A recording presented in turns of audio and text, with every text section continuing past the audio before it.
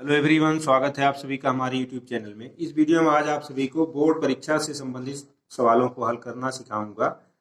तो जैसा कि हम जानते हैं कि हमारी बोर्ड परीक्षा में 80 अंक के प्रश्न पूछे जाते हैं, 70 अंक के प्रश्न पूछे जाते हैं, जिसमें कुछ क्वेश्चन बहुविकल्पी होते हैं और कुछ अति लघुत्तरी। तो इस वीडियो में हम आप सभी को बहुविकल्पी और अति लघुत्तरी प्रश्नों को सिखाऊंगा।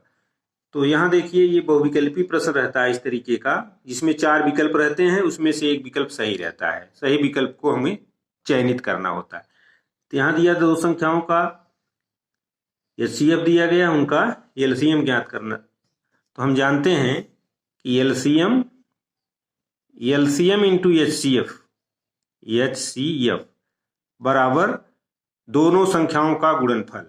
तो दोनों संख्याओं का गुणनफल यानी 306 गुणे 657, और यहाँ एचसीएफ दिया गया है 9। तो एलसीएम हमारा हो जाएगा, एलसीएम गुणे 9 बराबर 306 गुणे 657। अब यहाँ पर 9 से इधर गुणा किया गया, उधर जाएगा तो भाग हो जाएगा। तो एलसीएम हमारा आ जाएगा 306 गुणे 657 बटे, यहाँ 9 से हम गुणा कर देंगे, भाग कर देंगे। तो जब 9 से भाग कर देंगे तो ये हमारा आ जाएगा, इसका गुणा करके 9 से भाग करेंगे तो ये हमारा आ जाएगा 22.338।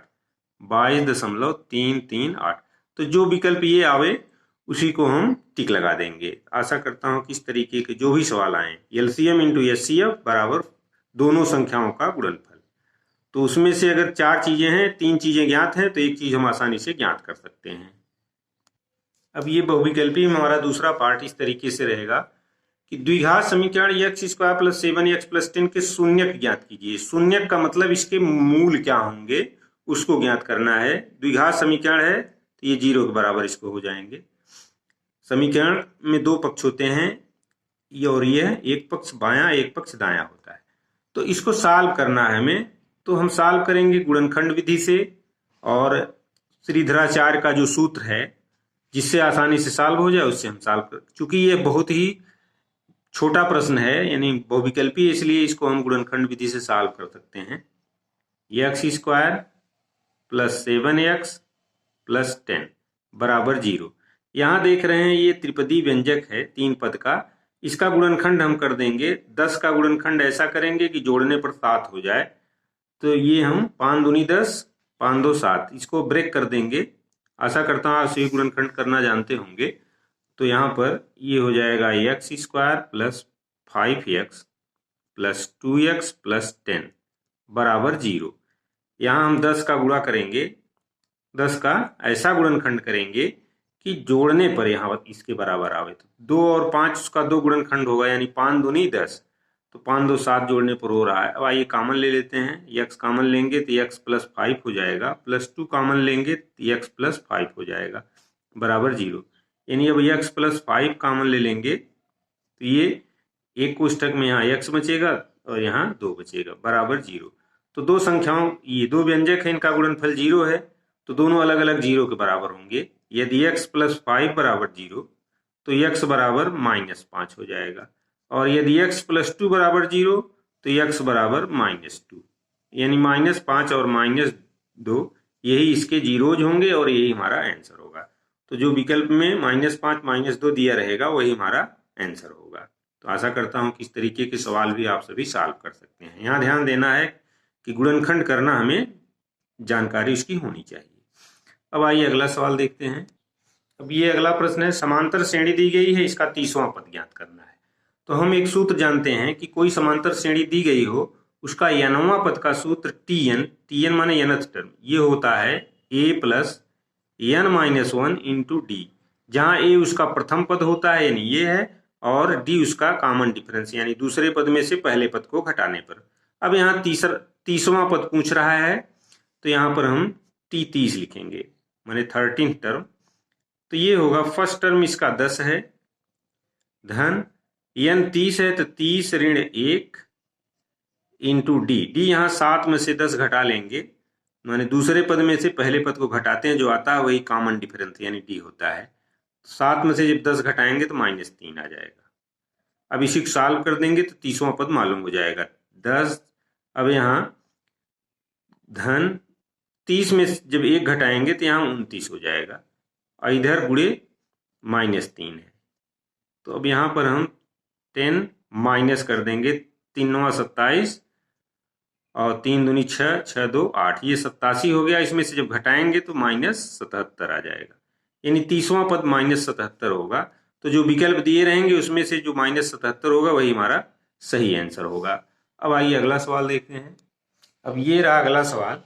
इसमें दिया है यदि एक वृत्त की परिमाप और उसका क्षेत्रफल बराबर है तो वृत्त की त्रिज्या ज्ञात करना है।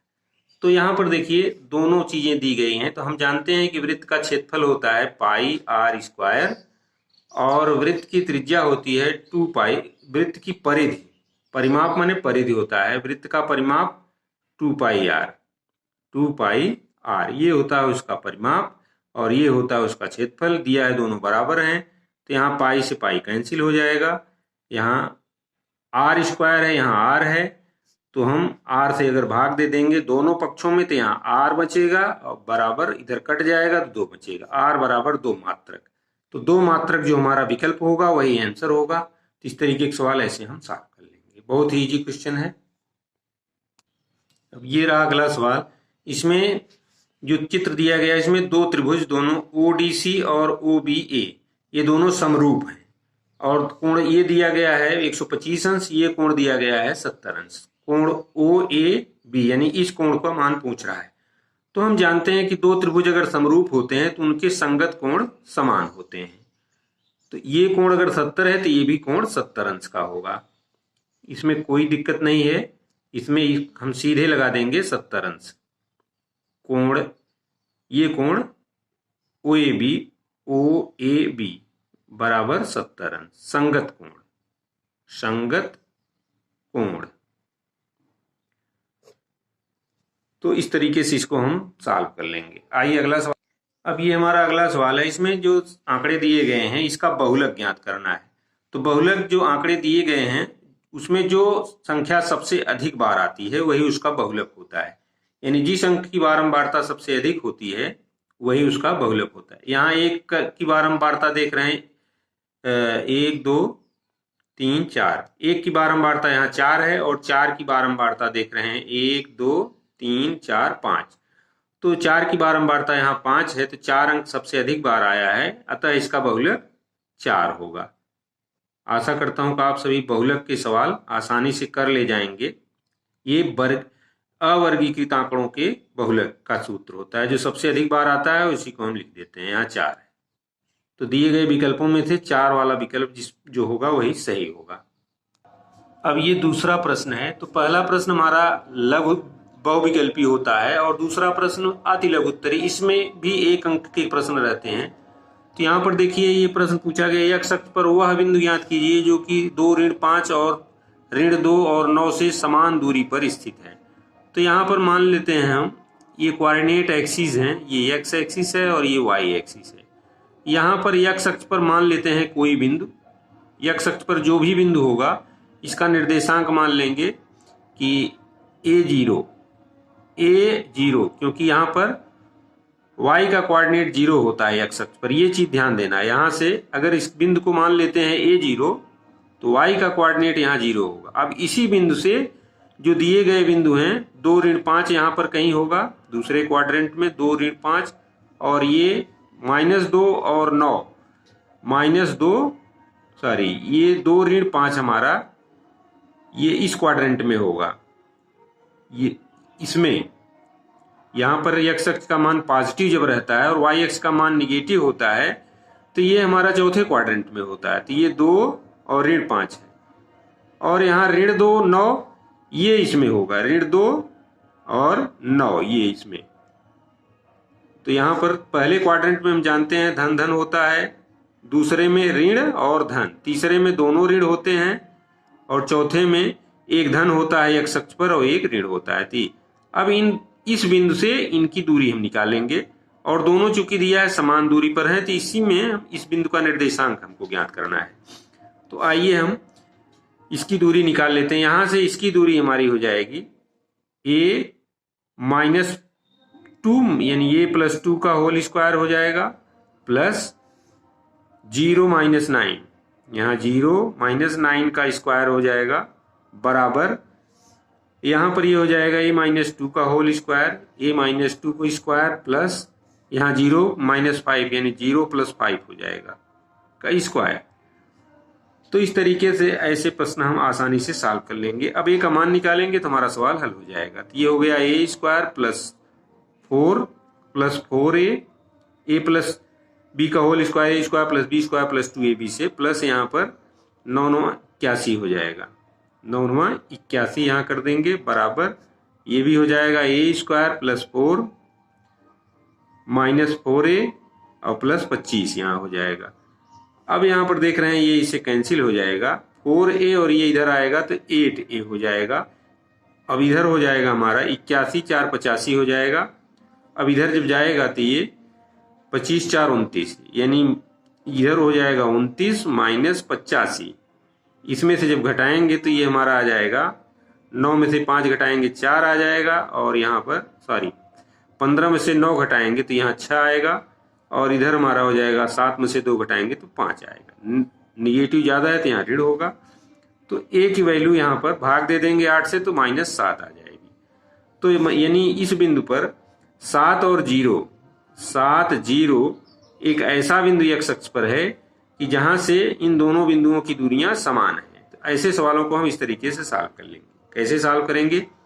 अगर x अक्ष पर कोई बिंदु लेते हैं तो उसका निर्देशांक a0 ले लेंगे और यहाँ से इसकी दूरी निकालेंगे, यहाँ से इसकी दूरी, दोनों को बराबर कर देंगे, इसके बाद हमारा आंसर आ जाएगा। आशा करता हूं कि ये सवाल आप सभी सॉल्व कर सकते हैं। अब यहाँ ये सवाल दिया गया है कि ये P बिंदु से O केंद्र वाले वृत्त पर 2 स्पर्श रेखाएं खींची जाती हैं और PA और PB परस्पर 80 अंश का कोण बनाती हैं, तो कोण POA का मान बताइए। यहाँ पर मान लीजिए हम मान लेते हैं एक O केंद्र वाला सर्किल है, इसका सेंटर O है, यहाँ P बिंदु है जहां से इस पर 2 टेंजेंट खींचे जाते हैं, ये स्पर्श रेखाएं हैं और ये कोण दिया गया है 80 अंश, यहाँ पर ये दिया है 80 अंश का। तो हमें ये कोण ज्ञात करना है। अब यहां से इसको मिला लेंगे और यहां से इसको मिला देंगे, ये हमारा A और B। अब ये कोण पूरा दिया गया है 80 अंश है। तो अब यहां हम जानते हैं कि OA इस पे परपेंडिकुलर होता है, कोई टेंजेंट है, कोई स्पर्श रेखा है केंद्र से, उस पर जो उसको मिलाने वाली स्पर्श बिंदु को मिलाने वाला केंद्र से ये इस पे लंब होता है, तो ये 90 अंश का हो जाएगा, 90 डिग्री हो जाएगा। अब ये इसको 2 बराबर भागों में विभाजित करता है, तो ये पूरा कोण 80 अंश है, तो ये कोण हमारा 40 अंश का हो जाएगा। अब इस त्रिभुज में त्रिभुज POA, इसमें एक कोण 90 अंश है, एक 40 अंश है, तो ये कोण हम बहुत ही आसानी से निकाल लेंगे। कोण POA, अगर किसी त्रिभुज के 2 कोण मालूम है तो तीसरा कोण 180 में से हम इसको घटा करके 90 - 40, अब जो आएगा यही हमारा आंसर हो जाएगा। 180 ऋण 130 ये हो जाएगा, 180 में से 130 घटाएंगे तो यह आ जाएगा हमारा 150 अंश, 50 अंश आ जाएगा यहाँ पर 50 अंश। तो इस कोण का मान 50 अंश हो जाएगा, ये कोण हमारा 50 अंश होगा। तो इस तरीके के ऐसे प्रश्नों को हम आसानी से सॉल्व कर सकते हैं। यहाँ पर एक प्रमेय है, किसी वृत्त के Y बिंदु से 2 स्पर्श रेखाएं खींची जाती हैं और वे स्पर्श रेखाएं आपस में बराबर होती हैं। स्पर्श बिंदु और केंद्र को मिलाने वाली रेखा एक दूसरे पर लंब होती हैं, ये 90 अंश का कोण हो जाएगा और ये इसको 2 बराबर भागों में विभाजित करती है, तो ये 80 अंश है, तो ये 40 अंश होगा। अब ये कोण मालूम है, ये कोण मालूम है, तो 180 में से घटा लेंगे तो ये हमारा कोण मालूम हो जाएगा। आशा करता हूं कि ये सवाल आप सभी सॉल्व कर सकते हैं।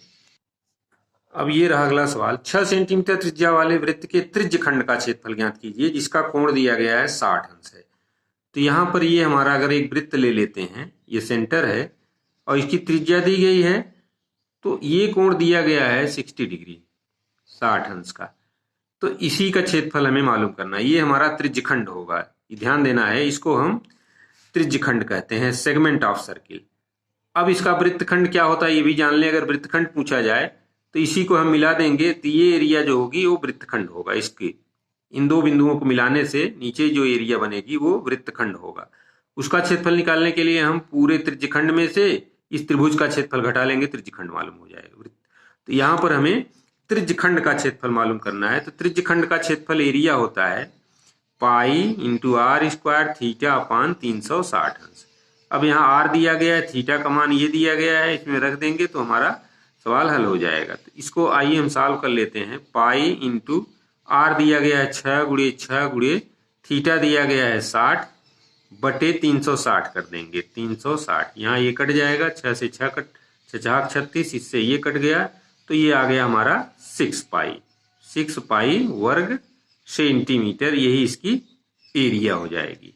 तो इस तरीके से अगर त्रिज्यखंड का क्षेत्रफल निकालना हो तो हम pi r square theta upon 360 degree का मान रख करके हल कर लेंगे। आशा करता हूं कि ये सवाल आप सभी सॉल्व कर सकते हैं। अब ये हमारा अगला सवाल है, क्रिकेट टीम, एक क्रिकेट टीम है जिसमें 11 खिलाड़ी हैं। ये रन जो बनाए हैं ये दिया गया, इनकी माध्यिका ज्ञात करना है। तो माध्यिका के लिए हम जानते हैं कि सबसे पहले जो आंकड़े दिए जाते हैं उनको हम आरोही या अवरोही क्रम में व्यवस्थित करते हैं। तो उसके लिए हम इसको आरोही क्रम में व्यवस्थित करेंगे। तो सबसे कम अंक यहाँ 0 है, तो 0 लिखेंगे। इसके बाद यहाँ देख रहे हैं 0 के बाद 17 आया है, तो 17 लिखते हैं। 17 के बाद यहाँ देख रहे हैं 26 आया है, तो यहाँ 26 लिखेंगे, फिर 26 लिखेंगे और फिर 26 लिखेंगे। 26 3 बार आया है। 26 के बाद देख रहे हैं यहाँ पर हम 41 आया है, तो 41 लिखेंगे। 41 के बाद अब देख रहे हैं यहाँ पर 57 आया है। 57, दो खिलाड़ी 57 रन बनाए हैं। और फिर इसके बाद 57 के बाद अब यहाँ देख रहे हैं हम 91 आया है। 91 के बाद यहाँ देख रहे हैं 115, एक खिलाड़ी ने 115 अंक बनाया। तो ये हम आरोही क्रम में आंकड़े को व्यवस्थित कर दिए। 1 2 3 4 5 6 7 8 9 10। अभी एक खिलाड़ी और बचा है कोई 57, एक 83 अंक यहाँ बनाया है, यानी 57 से आगे यहाँ हम एक 83 लिख देंगे। यहाँ पर ये 83 छूट गया है। 1 2 3 4 5 6 7 8 9 10 11 खिलाड़ियों के रन जो दिए गए हैं हम इनको आरोही क्रम में व्यवस्थित कर लिए। अब यहाँ पदों की संख्या हम देखते हैं। पदों की संख्या जब विषम होती है तो माध्यिका n+1/2वां पद, यमी यानी मीडियन, यमी बराबर n+1/2वां पद। जब आंकड़ों की संख्या विषम होती है उसके लिए। जब सम होती है तो n/2वां पद प्लस n/2 प्लस 1वां पद बटे 2 होता है। यहाँ पर हम देख रहे हैं 11 है, 11 1 12, 12 बटे 2 बराबर 6। छठवां पद यही हमारा माध्यिका होगा। छठवां पद यहाँ देख लें 1 2 3 4 5 6, छठवां पद यही हमारा 41 आ गया है। तो यही माध्यिका इसकी आ जाएगी। अतः माध्यिका मीडियन बराबर 41। अब यही माध्यिका होगी। इसके इधर देख रहे हैं 1 2 3 4 5 खिलाड़ी इधर हैं और 1 2 3 4 5 इधर हैं। तो आशा करता हूं कि इस तरीके के जब माध्यिका से संबंधित सवाल पूछे जाएं तो सबसे पहले आंकड़ों को हम आरोही क्रम में व्यवस्थित करते हैं, तभी इसकी माध्यिका निकालते हैं। ऐसे नहीं माध्यिका निकालेंगे, नहीं तो सवाल हमारा गलत हो जाएगा। पहले उसको हम आरोही या अवरोही क्रम में व्यवस्थित करेंगे, तब हम सूत्र का प्रयोग करके उसको आसानी से निकालें। इस तरीके से हमने आज आप सभी को इस वीडियो में बहुविकल्पी और अतिलघुत्तरीय प्रश्न हल कर सिखाने का प्रयास किया। जैसा कि आप सभी जानते हैं प्रश्न पत्र में 7 प्रश्न पूछे जाएंगे, तो 2 प्रश्न उसमें बहुविकल्पी और अतिलघुत्तरीय टाइप के रहते हैं। तो इस वीडियो हमने इन सभी प्रश्नों को हल कर सिखाने का प्रयास किया। आशा करता हूं कि ये सभी सवाल आप सभी सॉल्व कर लेंगे। तो अगर वीडियो अच्छा लगे तो इसको लाइक और शेयर करें। चैनल पर नए हो तो प्लीज चैनल को सब्सक्राइब करें। मिलते हैं अगले वीडियो में कुछ इसी तरह के सवालों के साथ। तब तक के लिए धन्यवाद।